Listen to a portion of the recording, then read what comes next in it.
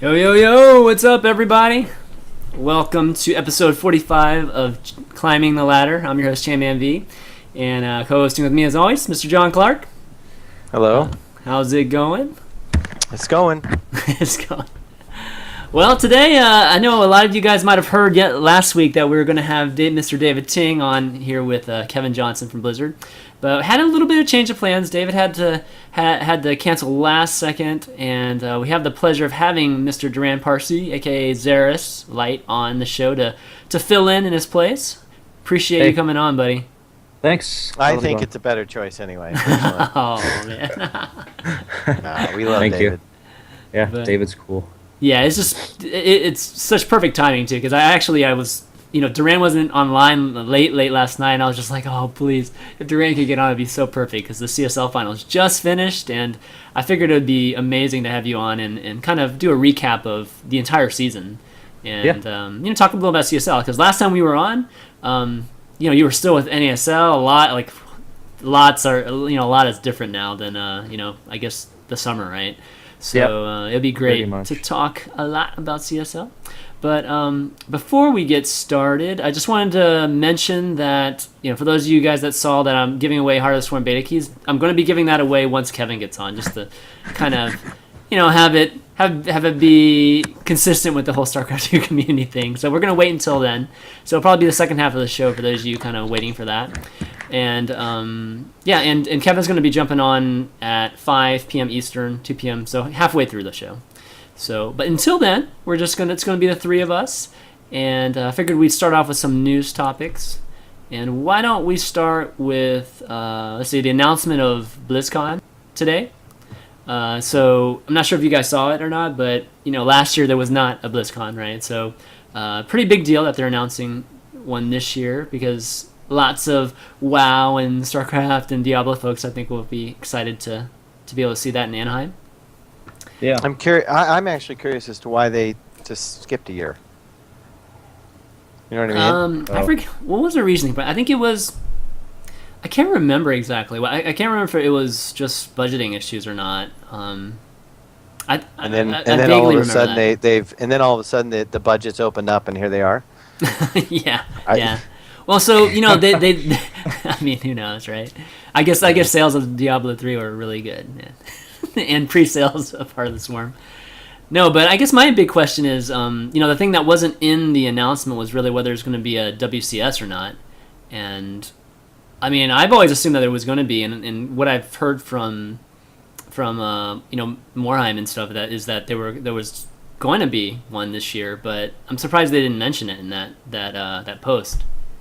I didn't check the details. Did they mention any of the format, the structure? Like, was it going to be bigger, small, scaled down, or what? No, I mean, there's not that much. I'm showing kind of the stream right now, the post, but okay. there's really not that much to go off of. So I'm kind of wonder why they decided to announce it with so few details, given that everybody's going to ask about the WCS. I mean, it's kind of obvious, right? Mm-hmm. Yes. So hopefully there will, because again, WCS I feel like was. The most successful event last year in terms of really putting things together, and they have the ability to kind of just connect everything from a story standpoint and from tournaments and everything. So I think that'd be really great for them to continue that this year. Yeah, I can't see why they wouldn't. To be honest with you, it was a success. Well, we view it as a success, but it's possible they could have lost $1 million on the thing. Well, they probably did. Well, but it's a marketing tool. During exactly. Cam's frozen, John.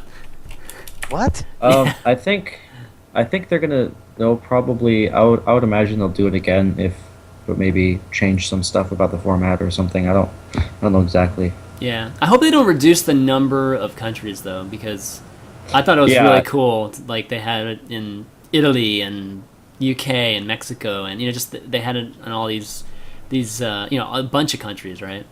Yeah, no, I hope that continues. I think it will. Yeah. Is my webcam still frozen? Yeah, it's still frozen. You might have to restart it. All right, I'll restart it. Yeah, kind of Skype's like that sometimes. Yeah, it looks great on my end. It says it's good. Yeah. All right, let's see. Next topic. I just had GSTL on here real quick, and the main thing I wanted to point out was really seeing Aphrodite and Eve in the booths. When StarTales and the Zubu started off, and kind of wanted to see what your thoughts were on it, and just what are your thoughts on seeing those two females in there and actually competing in a preseason event, but competing against the boys too. What do you guys think? I think it was just a fun little thing. Yeah.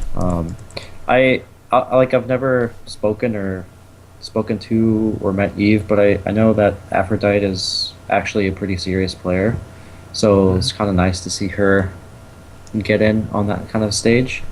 So it's nice, but at least for me, I'm not like really reading too much into it, other than just kind of a nice fun thing to do in the preseason.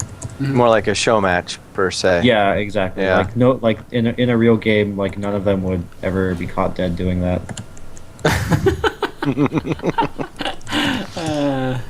Yeah, no offense I mean, to any players, but yeah.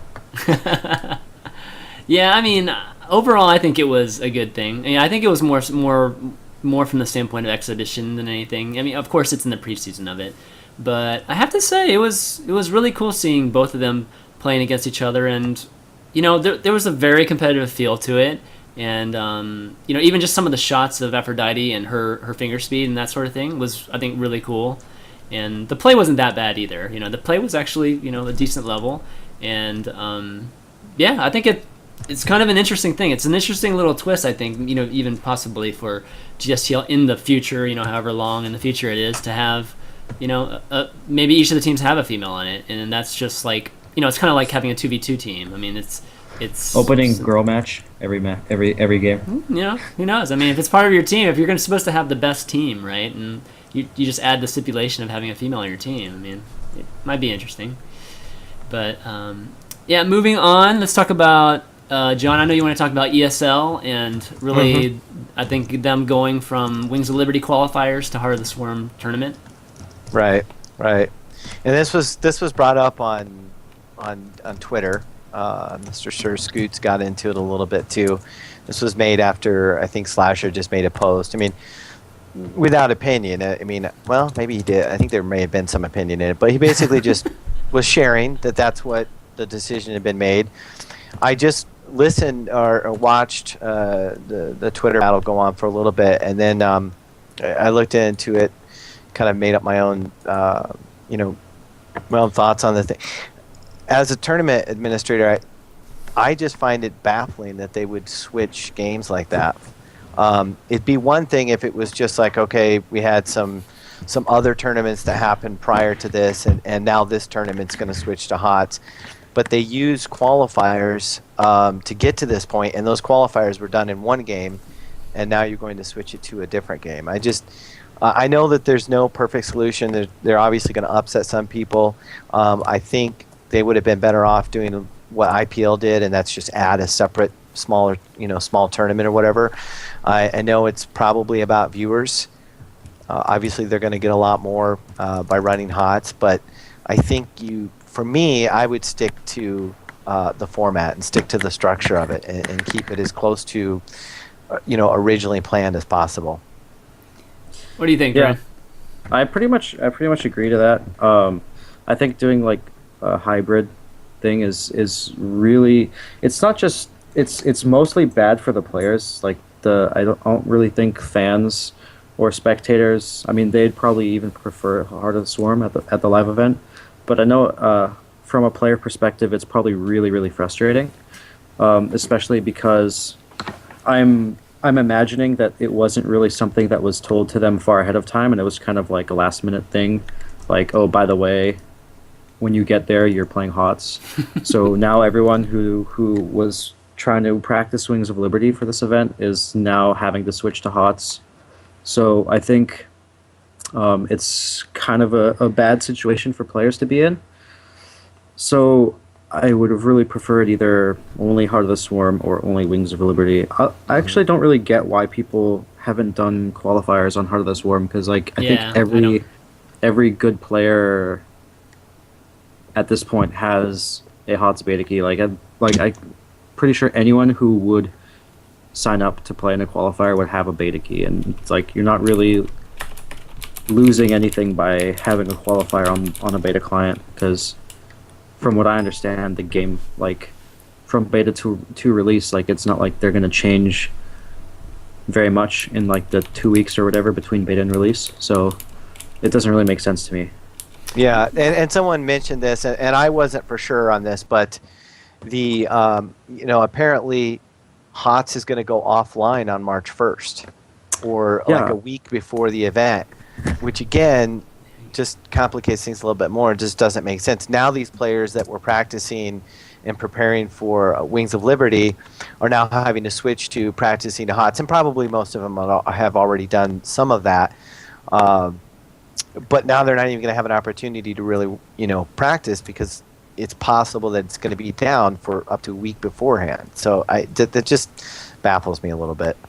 Yeah, I agree with both of you guys too. I think they should have just stuck to one or the other. But if you don't, you're just playing devil's advocate. If you remember all the crap that IPL got for having their event be Wings of Liberty, right? I have a feeling that was one of the motivations too for probably switching it over. I mean, maybe they didn't have enough time to put a mini event in place just like IPL did. But yeah, I can understand why they're doing it, but yeah, it in the end it's kind of perplexing why they just didn't start with Heart of the Swarm. Right. The whole Heart of the Swarm thing, it just feels like people were just, I guess, waiting for the launch of the game first before doing all this, when in reality, people had Wings of Liberty beta tournaments all the time, before that too, right? So, yeah, it's kind of interesting. But in the end, it'll probably be fine. People will forget once the event's going on, I'm sure. Right. And just to clarify, because we want to make sure that we do that on this show, we have the smartest viewers of all shows. That includes the two, especially against the Too Good Show. I would say Too Good Show, but against the Good Show, we have the smartest viewers here.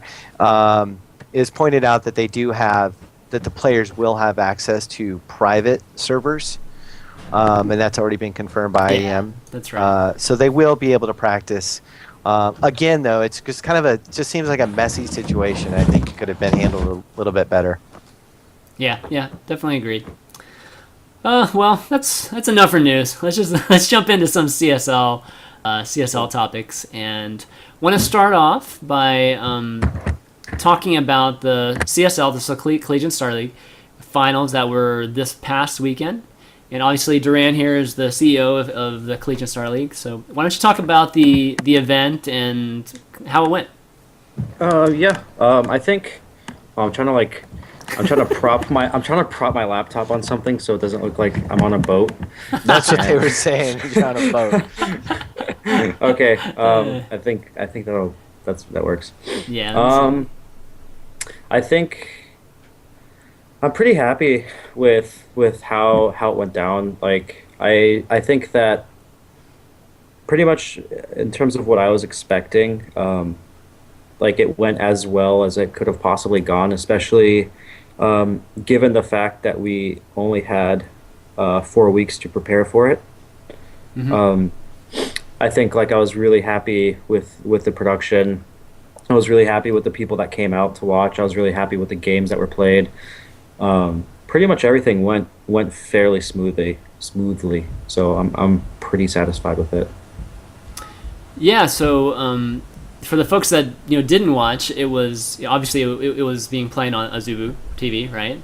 Yes. And one of the things that people were mentioning is really just the stream quality. Just having it be a little bit up and down. How much was that? I mean, was that anything to do with network connectivity, or was that just mostly from Azubu side? We're not 100% sure. We were really testing it throughout the weekend to see. We didn't really have any connectivity problems at the venue from what we understand. But it's hard to say exactly, like in these kind of situations, if who's really at fault, if you could put it that way, like if it's our side or stream side. I know obviously Azubu TV is still a beta service, so there's still a lot of kinks that need to be worked out on that end. Um, but at the same time, I think Sunday was a lot smoother. At least that's how it felt Yeah. on our end. Sunday was a lot smoother than Saturday was, and I mean I wasn't watching the stream, but I guess I'm curious. Something that I'm wondering is from someone who may have watched both days if Sunday was an improvement, because that would be interesting to see. But yeah, I mean it was nice to preview a new kind of streaming client, because really this was the first event that was ever streamed on Azubu TV. Yeah. And obviously they're hoping that it won't be the last, that there will be many more to come. Yeah. Now, have you So- talked with? I mean, obviously, you guys were going to have a relationship with Azubu, but have you guys offered up early input on some things that can probably be improved on? For instance, adding chat and things like Oh yeah, that. I mean, yeah. I mean these all these features are planned on being implemented. Right now, it's in early stages of beta. The biggest thing, at least like the coolest thing, is the fact that it has a built-in DVR functionality, Yeah, Yeah. that is the coolest thing. which is something that really BlizzCon has done, and I think MLG and IPL have done. But very few people have that feature built in, so it's going to be nice that now every streamer who uses Zuba TV would be able to have it, and it works pretty well.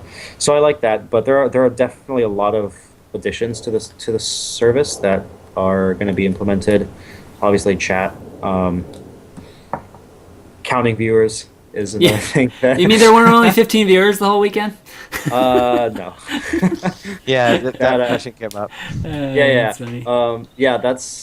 It wasn't quite built in, or it's not quite built in yet. So Right. these are all things that people are aware of. So they will be worked on. Yeah, so I mean, kind of didn't mean to start with the streaming questions, but overall, though, I mean, the event was a lot of fun. Like I watched a lot of the event, and it was definitely, I don't know, it just kind of had that Lone Star Clash feeling to it, and from when I say that, I mean it as a really good thing.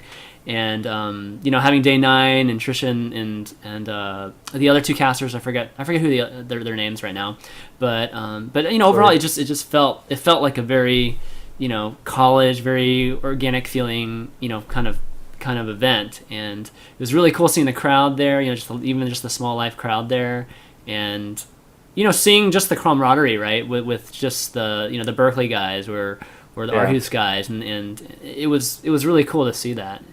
John, did you catch it all?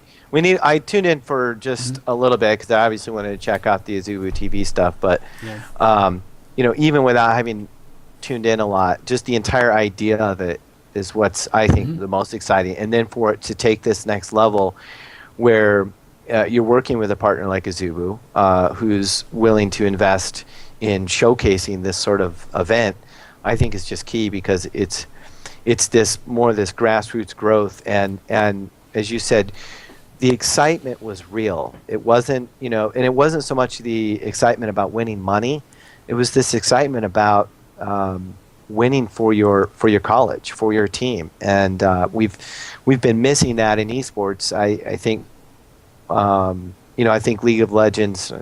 Don't mean to bring it up, but I think League of Legends since it's a team game. You get that feeling, but you don't always get that feeling in StarCraft 2. And this is giving people an opportunity for there to be real teams in StarCraft 2. Like you feel like you're part of a team that's doing something, and so I think that we need a lot more of that.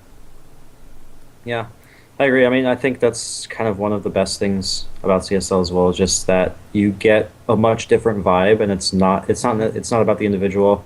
Like I've been talking to Team Liquid about trying to get coverage for CSL, and then the argument that they always say is, oh, nobody cares about the players in CSL, but I think that's kind of like missing the point, because CSL is not about who the players are on it. It's about the team that makes up the school, the players making up the team, and playing for your school and all that stuff. And it's something that that anyone can be a part of, which is good. It's it kind of gives people hope that they can, be part of a competitive scene. Like, if I'm a random guy and I go to MLG, I know I have no chance of ever making it. But if I'm a mid-masters player, I could win $40,000 playing in CSL because like you even with Aarhus, for example, they beat the Polytech Catalonia University that had Lucifron and Vortex and the third brother Rayo, who's I mean he's not famous, but he's still like he was a pro Warcraft player too. So, yeah, I think he's like a high masters, EU player or low GM EU player, and Aarhus beat them, and they don't have any notable players on it. And you've seen a lot of cases of that in CSL every single season. I think that's like something really good because it really encourages people to play the game. Whereas, pro events, I think, don't really get people playing the game as much. No, it's get them watching it, and that's why we see numbers dropping in the user base. Yeah, and something like this is so important for real growth. I mean, it's absolutely important. That's why I thought the WCS was great for what what Blizzard was doing, because it was more of a grassroots, organic, regional type thing, and I think it was cultivating growth from for users to play the game as opposed to just sit back and watching the same 12 players play every week. Yeah, I mean, right now it has this kind of pro-am feel to it, a little bit. And that, not pro-am, the amateur aspect of it not being a bad thing. The amateur aspect of pro gaming or just this esports industry right now is kind of a fuzzy thing, right? And the event for me felt a lot like that, which is really cool. It's really cool seeing the pro players like Suppy, with his friends, from Berkeley, and having that kind of a very natural, emotion, and that sort of thing. Like whenever they win, it doesn't feel like it's just Suppy winning, and for Berkeley, you actually get a sense of all those guys, which is really cool. But I have to say, you had to be happy with best case scenario, Berkeley and Suppy winning, right? Yes, that had to be best case for you guys. It pretty much, I mean that the finals went like I couldn't have gone better. I mean, they're the Korean team. They came in and they're all esports majors. They all have these matching uniforms, and they're really frightening. And their best player is like a practice partner on CJ, and they go up 2-0, and then Berkeley comes back and wins an ace match. And pretty much Cinderella story almost. And especially after kind of last year when they were really favored, and then they got swept by Washington, and then this year they kind of had to redeem themselves, and then they did, which is really nice. And I'm not, I hope it doesn't sound stupid, but I don't know exactly the format. But what is the match format? Because I'm curious about that. We do like the old Pro League format, which is 1v1, 1v1, 2v2, 1v1, and ace match. So there are more players that get involved from each team. Yeah, as opposed to just a straight up all kill. Right. Yeah, we don't ever do all kill. It's more team tennis. Yeah, it's more team tennis to old Pro League. Yeah. Perfect. Okay. Yeah. Like all kill I don't think will ever work in CSL because of some schools like Berkeley or Washington that has Kawhi Rice, Berkeley with Suppy, and like the few schools that actually have a pro player on them will just all kill every team all the time. Right. And it and for me, I've said this before, but it defeats the whole idea of a team game. I mean, right. Exactly. You're going to make it a team game. Try to include as many members as you can. That's awesome. Okay. So for those people that don't know really the qualifications for being able to be a member of these teams, can you talk about just what are the restrictions on yeah, so in order to play in CSL you need to go to a school. We have a loosely enforced like full-time student status. I mean, we're not really rigid on any of our rules. Like, for example, if we require 16 units and you're like, oh, I'm taking 14, it's whatever, you can play. Each team, like, you can't have people from other schools playing on your team, right? So it has to be from a team of people from the same school.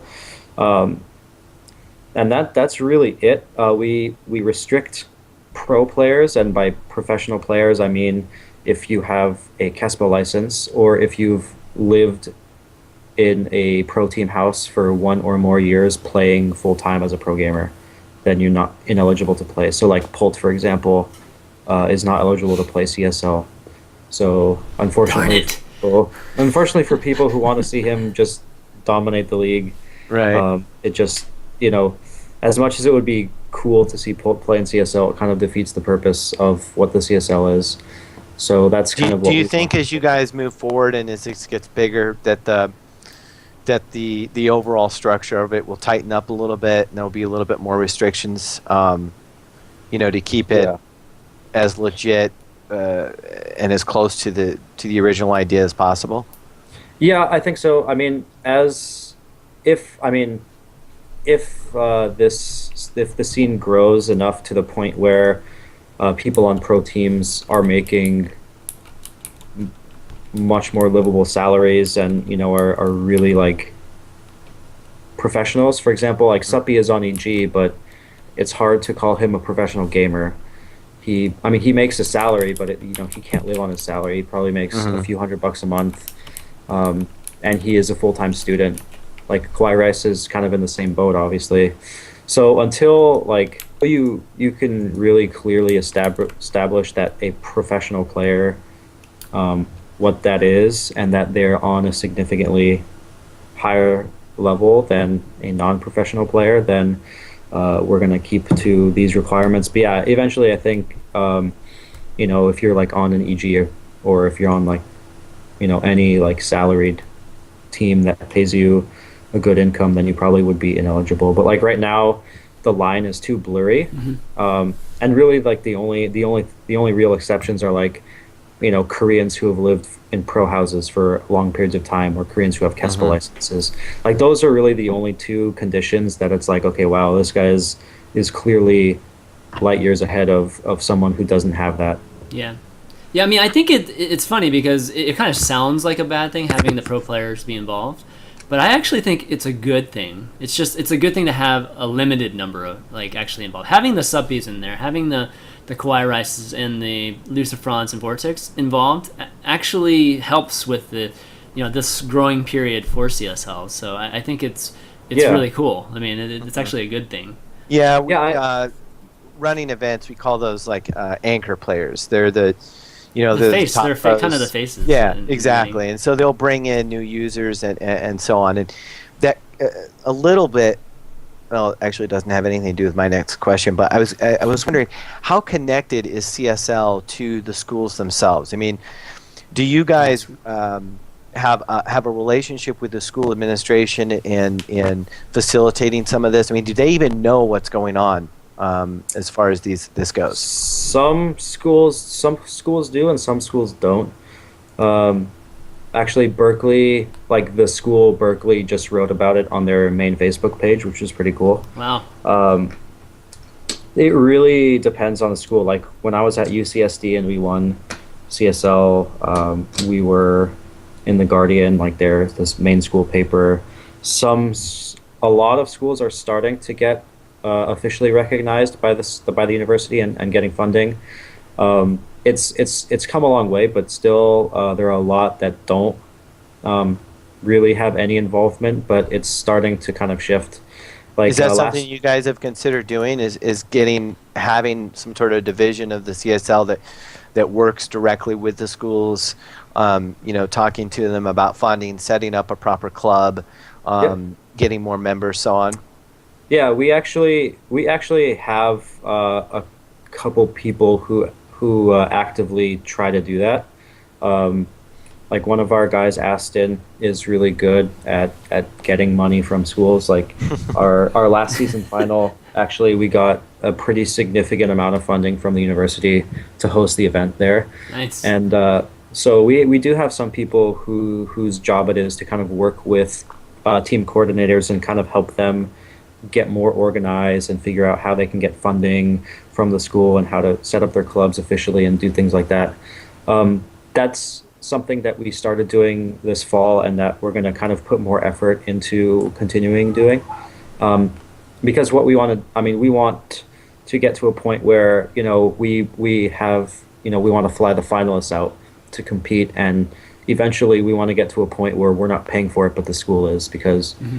all the schools have money to do it. It's just about getting them to recognize this as kind of like a legitimate sporting event that would be a good, use of their budget money to send a team to.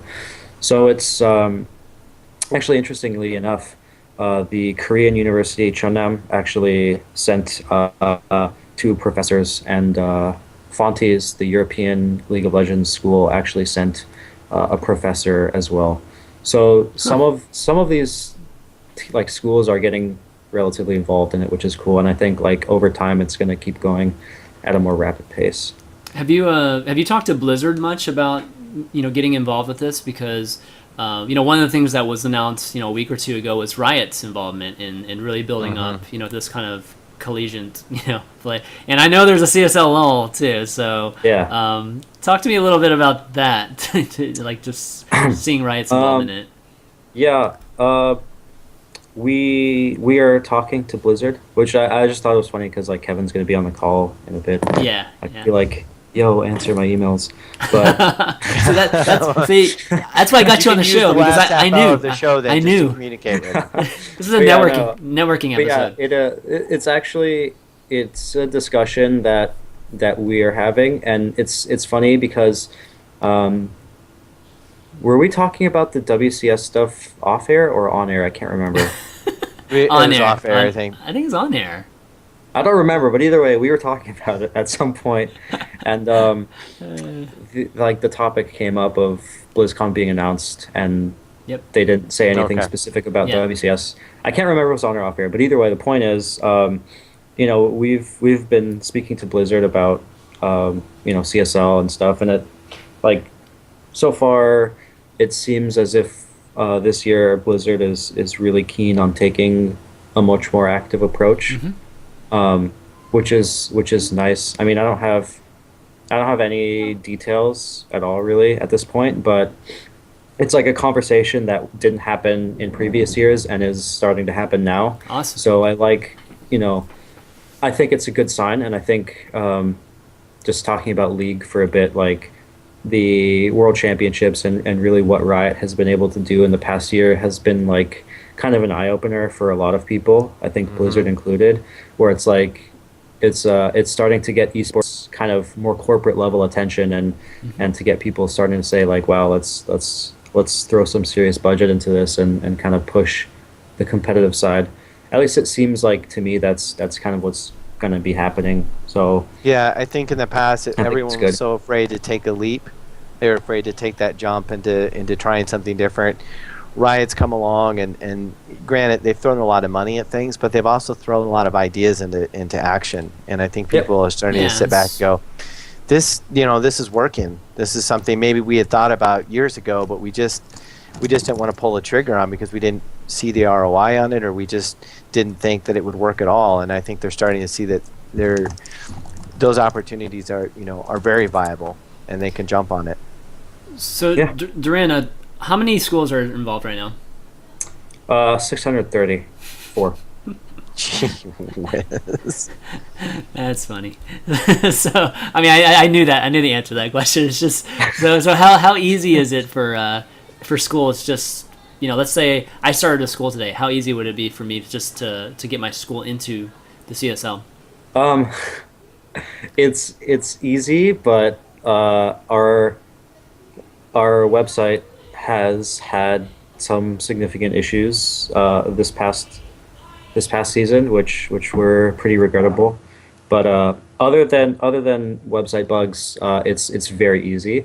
It's literally you register, you set your coordinator, you get 5 people, they join the team, and then you confirm your registration. So we'll have like a rules document, and then you'll just be like, yes, I understand, and read the rules. Boom, done. And then when we launch the season, you're in. It's like pretty simple. How much verification do you guys do? I mean, We do. We have a built-in verification on the website that basically verifies EDU email addresses. So you have to, in order to play, you have to use your EDU email address. and then we verify that it's an active email. And then we also do verification, like in the playoff stages. We verify transcripts to make sure that all the players are valid students at the university. So we do kind of 2 levels of verification. Actually, was going to check student IDs at the finals, but I kind of forgot. Dude, ID cards are easy to fake, man. Those Yeah, are the that's easiest true. things to That's fake. So, okay, that's pretty cool. So I you have 600 teams. I think the league. I think the whole thing's broken down into, I think, leagues of 7 or 8 teams. Is that right? This season, yeah. So we kind of went away from what we did in previous seasons. Like we've kind of changed a bit format wise. In that the beginning we did 2 seasons in a year, like season 2 and 3 were in 1 calendar year, and then season 4 and season 5 were just 1 season per year. Wow. This season, Okay. the hope was to do 2 seasons again. So we had our fall, and then the plan is to do 1 in spring. And when we did 1 season a year, it was like a bigger group. It was like 12 teams, and then we did 2 round robins. This season in particular, we had smaller groups, so we had like I believe 8, and then we did 2 matches per week, I see. or 8 or 10, and then 2 matches per week. We're most likely going to be moving back to 1 season per year, starting in the fall. Okay. Okay. Great. So how is the administering of the matches? Do the teams just get together whenever they can and play the matches? We have set times. Basically, we had two different options. It was either like Saturday or Sunday at a specific time. But obviously, any team can talk to the other team and kind of arrange a different time to play. So we provide defaults to make things standardized and easier. But like if a team wants to arrange to play earlier, they can. We try to, as much as possible, avoid playing games outside of after like the date, because we don't want a situation, especially with like a high number of teams, where it's like at the end of the season we have like 800 postponed matches. Like, so that's something that we don't want. Yeah. So we're relatively strict about that rule in terms of either play before or play at the default time or forfeit the match. So like this guy in chat said, he had like half of his matches were walkovers, which happens from time to time. But administratively, we have admins who are online, and we're pretty good at answering emails within 24 hours. And like during matches, we get like hundreds of emails a day, and we have a few really, really awesome people who just sit around all day and answer emails. And so we're pretty good at that. So that's Okay, pretty great. much how it works administratively. What's your staff like right now? Like, how many people actually work for CSL? We have like 45 staff or so. Oh, wow. Okay. I didn't realize you were that. You guys had that many. Yeah. We've added quite a few. Last year it was like 5 people. Yeah. I Makes was a expecting huge you to say difference. 10, man. I wasn't expecting you to say 45. Real quick before we move on, I had a question because I'm Yeah. actually at the website, and so I'm looking. There's a lot of different. I mean, it was 8. It looks like it was 8 teams per division or whatever you want to call it, group. Yep. Was this just random? Because I see teams like Utah matched with in the same group as a team from Oklahoma. Okay. So yeah, I was let me- wondering how you decided all of that. Yeah, so in addition to kind of switching between 1 and 2 seasons a year, we've also kind of switched a bit on how we organize divisions. And what happens every season is we send out like a mass email to every coordinator, and we basically say, give a list of things and ask for feedback, like, how do you like the format? Do you want 2v2s next season? Do you want regional organization? Do you want non-regional? So last season we did it regionally, So basically, we tried specifically to, we separated East and West, and we tried to match up people who were in the same time zones, kind of similar locations, and do it that way. We got a lot of flack for that because there's a very, very big skill gap regionally. Like West Coast is way, way better than East Coast. So what we did this season is we set a seeding based on last season's results. And so we basically set 2 seeds per division, and so we placed 2 seeds in each one, and then randomly assorted the rest of them.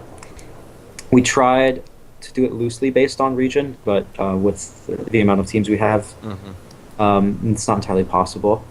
So this is something that we're probably going to revisit again, and just again just gauge people's interest. But I'm personally torn on doing it regionally just because of the pretty large skill gap. Yeah. Between the West Coast and the East Coast? Yeah, The like Midwest is looking pretty good, actually. I'm looking at some of the Midwest rankings. Iowa, Midwest, Nebraska, Iowa State. they're pretty good, but like on an individual level, their players are not as good. So like when it comes to the playoffs, it was, it was But like you have to let it grow some, though. You know what I mean? Like, Yeah, if you don't do exactly. it, then of course it's never going to happen. So, but Yep. that's cool. So this is very. go ahead. Go ahead. Yeah, I mean it's something that we look at every season and basically see like, okay, do we do this or do we not? All right. Okay, let's talk a little bit about the partnership with Azubu, because that was obviously probably the biggest thing that happened to CSN, like kind of, just a few months. I think it was a couple months after we last talked, like you were on the show. Azubu decided to partner with you guys, and talk to me what that's meant for you guys from the standpoint of growth and standpoint of just scope. I guess it's the prize pool for sure. Obviously, like we couldn't do that on our own. So that helps a lot, and it's just that this season we had funds to do a lot of the stuff that wouldn't have been possible before, which is nice. Like what? Like talk about some of the things. Well, I mean, just like this finals, for example, it's really expensive to host this kind of an event. And being able to offer the prize pool, being able to offer the scholarships. Like last season, I put, we had $1,000 scholarship, but that was just my own money. Now we have 16,000 in scholarships. So it's that, kind of things like that wouldn't have been possible really without their help. And the fact that it is a company that has resources and they're, pretty willing to invest in things, which is nice. So it's basically allowed us to do a lot of things that would have taken us probably, another year or two to be able to do. So that it's been really good on that end. But on the other hand, you have the website issues, people complaining about the season length. Those kind of things were sort of unfortunate side effects of the partnership, in that we kind of had to change a lot of things at the last minute by request. So that was a little bit of a sidestepping there. Oh, so But they house the website and all that stuff for you guys? No. It was our website, but we had to change a lot of things to add in support for Asia specifically, for things like that. So there was a lot of things that had to get added on at the end that kind of threw a little bit of a wrench into. Was most of the things that they were involved in, as far as any changes go, was it mostly just technical, or did they get involved with suggestions on the format, the structure, or anything like that? I mean, was the partnership at that point, was it that involved? Well, I mean, if you looked at the news, we originally announced the event in Korea with a very different format for the finals, which was very upsetting to a lot of people. So luckily, we were able to get that changed, and that's actually why we had only 4 weeks to prepare for this final. So I'd say 95% it's been beneficial, and there's a few things that were a little negative side effect, but almost entirely it's been a pretty great experience, I think. Mm-hmm. Okay, so going to get to the monetization part of this. So how, I guess, what are the plans that you guys have to monetizing this? Does it have a lot to do with the schools themselves, or is it more of a more standard type of, it's kind of similar to what other leagues would be doing at this point? It's CSL is actually very, very different in my opinion, and that's where some time ago, talking to people about CSL, it's like, oh well, how many viewers do you get? Well, not that many, so Right. what's the value here? But I personally don't believe for CSL specifically it's about the viewers. It's more about the participation, and I think that's the big key for CSL is participation. We have 10,000 people playing in the league every single week, which is way more than any tournament in the world, I think, on a weekly basis. Mm-hmm. In terms of monetization, it's not really something that's on the radar in the short term. It's something that I think longer term, when esports kind of gets a lot bigger, that it'll happen naturally for something like the CSL. Mm-hmm. Where short term, it's really about building the player base and creating a product that season in and out, players can come and really enjoy themselves, and it's something where you want to build brands. Each school and each team will have its own brand. That way it's a tradition that will then carry on and continue to grow and expand upon itself. And also I think more involvements with the schools is going to be really important, not necessarily for profit reasons, but for minimizing cost. For example, if the schools are paying for all of the travel for the teams, that's a pretty significant sum of money that we don't have to come up with. That way we could use our resources to focus on production, to focus on developing the site, to focus on other important aspects. And also prize pool, if you look at normal college sports, they don't have prizes.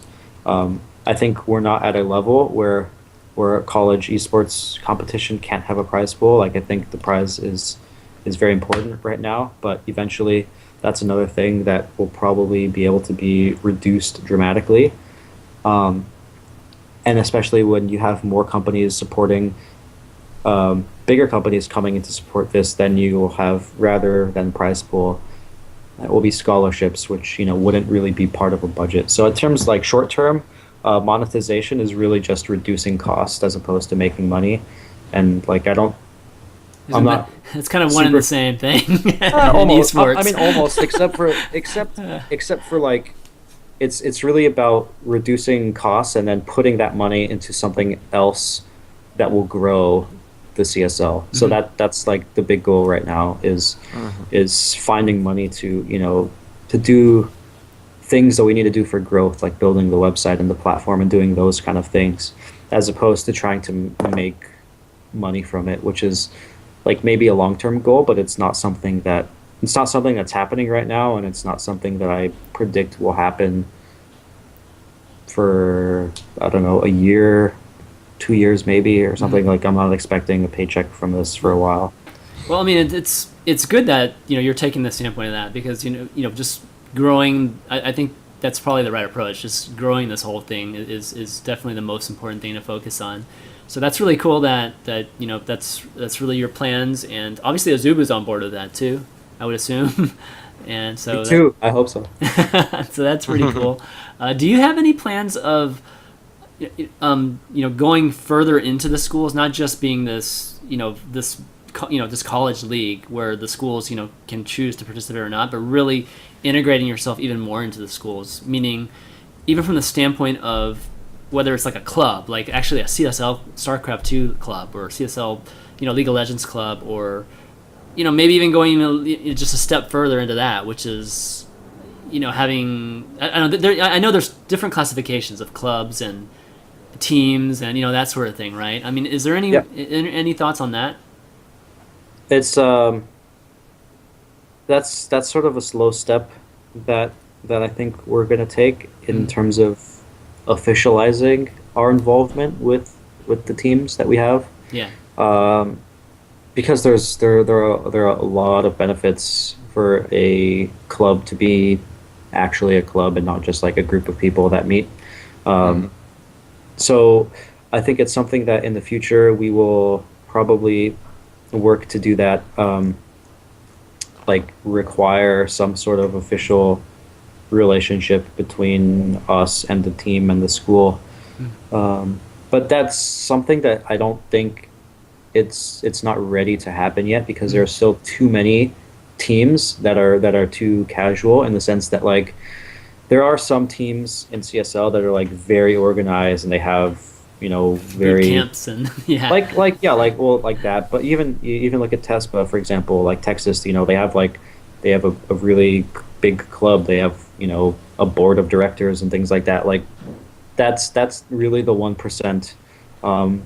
A vast majority of the clubs are just hey, 5 people who like playing games meet once a week and they play their CSL game, and maybe they have dinner occasionally. I'd say a vast majority of the teams are still in that stage, so it's still a bit of a ways away from becoming more official, but that's something that we plan on like stepping up our efforts to kind of do that. And like during the past month, to promote the finals, we actually went around SoCal, and we went to like most of the major campuses here in SoCal, and we kind of had info sessions and meetings and handed out flyers and did some fun stuff kind of on the ground level. And we found that was really beneficial, both for us, but also it was like really nice for the clubs too, because it seems like a lot of the clubs really appreciated the fact that CSL is coming down to our school and kind of bringing some stuff and being more involved. So that's actually something that we actually want to do a lot more in the future, is actually just go places and travel around and just kind of hang out and work more directly with clubs, both like as an online thing, like we'll teach you how to do this, that, and the other thing, but also like we'll just go to your school and hang out and help you build a presence there. And that's something that I think will go a long way to creating that more official relationship. Okay, yeah, that's definitely you brought up TESPA. TESPA is actually a really good good thing that's kind of similar to this, but it is a little different, because TESPA is there's a difference between organization, right? A college organization and then a college club, like you were saying, and within the scope of the college itself. And TESPA is a full out organization, and I know those guys were talking about doing charter, like creating a charter and that sort of thing, and trying to take it elsewhere. But this is definitely a little bit different than that. But all trying to achieve the same thing, which is really spreading esports in more of that kind of college level, the grassroots level. So it's really cool. Indeed. Very, very cool. Love the Rosens. They're cool. Yeah, definitely good guys. Okay, let's see. I think Kevin's around, so let's pull Kevin on here. Cool. Do I actually have to call him? Let's see. Alright, let's see. You can get him to return your calls now. Okay, I'm going to have to fix the screen regions, guys, in the meantime, but pulling Mr. Kevin Johnson on from Blizzard. Kevin, you there? Yeah. Hey, can you guys hear me? Yeah. Hey, what's up, bud? Hey, Kevin. What's up? How's it going? Good, Can you guys good. Can you guys see my camera? Good. Not sure. I don't see you yet. Nope. There. Okay, Well, I think wait. Uh-oh. Almost. I see. Oh, There we are. What's up, guys? How's it going? What's up? Good, man. Hello. How you been, man? I'm doing well. It's been a busy day. Yeah, I can So, imagine. I can definitely imagine. Yeah, I just scrambled to get everything set up so if Where are you? apologize if I'm out of breath or something. So you got a I'm production actually room. so we have a little studio room over here in the community department, and it's often very quiet and obviously soundproofed. So I'm just sitting in here. Okay, cool. Very cool. Nice. Well, we just I'm in my bedroom. Yeah, my bedroom. Well, we just got, we were just talking about the Collegiate StarCraft League with Xeris here, and figured, since we don't have you for that long, we should transition straight into just all the community topics. Sure. And wanted to start off with really just a lot of the Heart of the Swarm launch news. And Yeah, definitely. And let's just start off with the kind of viral thing that you guys, the kind of viral promotion that you guys did. Talk to us a little bit about that and who came up with the idea and really what was the motivation behind it. Are you talking about which one? Blackstone, Project Blackstone. Blackstone. Yeah. Okay, cool.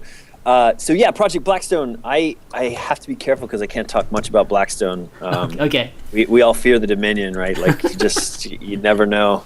If you talk too much about Blackstone, it could be a bad thing. But no. In all seriousness, Blackstone is something that the team here at Blizzard has a long time, and I think to talk pretty broadly about it, the whole spirit of Blackstone is an attempt to bring a stronger